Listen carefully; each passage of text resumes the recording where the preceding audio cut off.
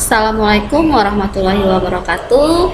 Perkenalkan kembali, nama Ibu Ranti Puspasari SPD.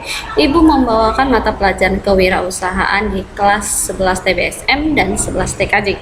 Sebelum kita memasuki materi ini, materi yang akan Ibu sampaikan adalah hak paten dan merek dagang. Sebelum kita memasuki materi ini, sebaiknya kita berdoa terlebih dahulu. Berdoa menurut agama dan kepercayaan kita masing-masing. Berdoa dimulai. Berdoa selesai. Sebelum kita memasuki materi ini, sebaiknya kita harus mengetahui namanya kompetensi dasar. Yang pertama adalah memahami hak atas kekayaan intelektual, dan yang kedua mempresentasikan hak dan kekayaan intelektual. Indikator pembelajaran yang pertama mendefinisikan hak paten dan hak merek dagang, dan yang kedua menguraikan fungsi hak paten dan merek dagang. Kita masuk ke materinya. Hak paten. Apa itu hak paten? Hak paten adalah hak khusus yang diberikan negara kepada penemu atas hasil penemuannya di bidang teknologi.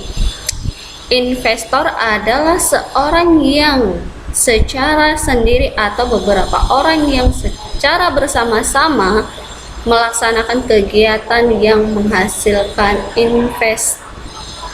investasi atau disebut temuan. Dan yang ketiga adalah pemegang paten, adalah investor sebagai pemilik paten atau pihak yang menerima hak tersebut dari pemilik paten yang berdasarkan dari daftar umum paten. Oke, jadi hak paten ini itu adalah hak kita yang menghasilkan temuan-temuan dari teknologi, dari bidang teknologi. Oke, kita masuk selanjutnya. Fungsi dari paten. Fungsi dari paten ini terbagi menjadi 6 bagian. Yang pertama, alat perlindung menjamin tak komersialisasi. Dan yang kedua, peringatan kepada pihak yang berniat melanggar. Dan yang ketiga, advertensi untuk meningkatkan value produk. Dan selanjutnya, alat monopoli perdagangan. Dan kelima adalah informasi paten sebagai referensi pengembangan lebih lanjut. Dan selanjutnya yang keenam, yang terakhir informasi paten merupakan informasi strategi riset suatu perusahaan. Jadi hak paten ini banyak fungsi-fungsinya. Jadi fungsinya inilah untuk menjamin kalian di suatu penemuan-temuan kalian yang baru di bidang teknologi. Kita masuk dalam haki dalam produk industri. Dalam produk industri ini, hak paten itu adalah perlindungan selama 20 tahun. Contohnya penemuan yang terkait dalam baterai lithium. Nah, itu dia sudah lama sampai 20-an tahun.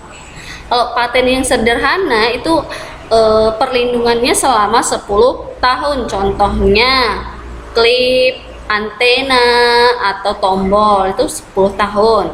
Sedangkan produk desain perlindungannya hanya 10 tahun. Contohnya itu adalah bentuk atau pola warna dan handphone. Sedangkan merek dagang itu sama. Merek dagang itu tergantung dari mereknya dan perlindungannya berapa lama. Contohnya seperti gambar, simbol, karakter, dan gambar-gambar yang lainnya. Oke, merek dagang atau trademark. Merek dagang itu digunakan suatu pembisnis untuk mengidentifikasikan suatu produknya atau layanannya. Yang kedua, merek dagang itu meliputi nama produk ataupun layanan beserta logo, simbol, gambar, dan menyertai produk atau layanan tersebut. Dan merek dagang itu harus terdaftar mendapatkan perlindungan hukum untuk dalam jangka waktu 10 tahun sejak tanggal yang diterimanya, dan jangka waktu perlindungan itu dapat diperpanjang. Jadi kalau misalnya sudah habis masa perlindungan hukumnya itu bisa diperpanjang. Contohnya aja merek dagang dari Kentucky Fried Chicken. Nah, itu kan KFC ini dia mempunyai namanya merek dagang. Contohnya itu ya. Nah, baru yang kedua, adanya urutan-urutan kata tersebut berserta variansinya. Misalnya KFC atau logo dari suatu produk tersebut. Kita masuk ke rahasia dagang atau trade secret. Nah, rahasia dagang itu adalah informasi yang tidak diketahui oleh umum dan di bidang teknologi ataupun bisnis. Jadi rahasia dagang itu mempunyai nilai yang memiliki nilai ekonomi karena berguna dalam kegiatan usaha dan dijagalah kerahasiaannya itu oleh pemiliknya, rahasia dagang dia tersebut. Dan rahasia dagang itu tidak dapat dipublikasikan ke publik, berarti harus dirahasiakan oleh diri sendiri. Dan rahasia dagang ini jangka waktunya itu adalah hak rahasia dagang, tidak terbatas. Sepanjang rahasia itu diperpanjang oleh pemiliknya, itu tidak akan bisa terbongkar oleh orang lain. Contohnya aja resep minuman atau resep makanan. Kalau resep minuman itu kan mempunyai milik khas seseorang sendiri yang mempunyai suatu dagang. Nah, itu hanya orang itu tersendiri, orang lain tidak bisa namanya mengambil resep tersebut.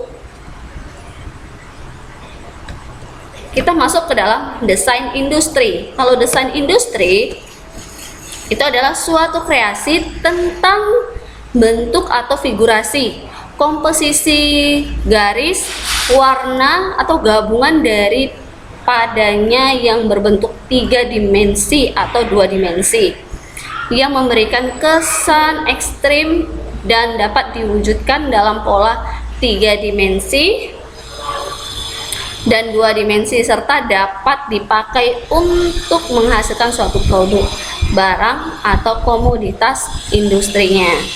Sedangkan desain industri ini juga memiliki hak desain.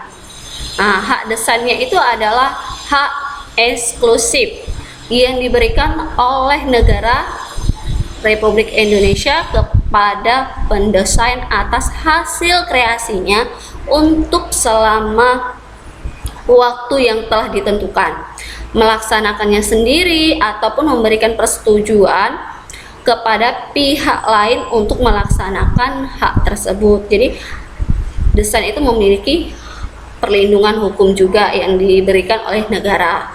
Dan desain industri ini juga memiliki perlindungan terhadap hak desain industri yang diberikan oleh negara. Jangka waktunya adalah 10 tahun dia terhitung sejak tanggal waktu dia penerimaan dari desain industri tersebut, meluncurkannya. Oke. Itu saja materi yang sudah Ibu sampaikan. Semoga bermanfaat untuk kalian. Kerjakan tugas-tugasmu dengan baik. Jika ada pertanyaan, boleh kamu tanyakan kepada Ibu. Sebelum Ibu akhiri mata pelajaran ini, sebaiknya kita berdoa terlebih dahulu. Berdoa menurut agama dan kepercayaan kita masing-masing. Berdoa dimulai. Berdoa selesai. Assalamualaikum warahmatullahi wabarakatuh.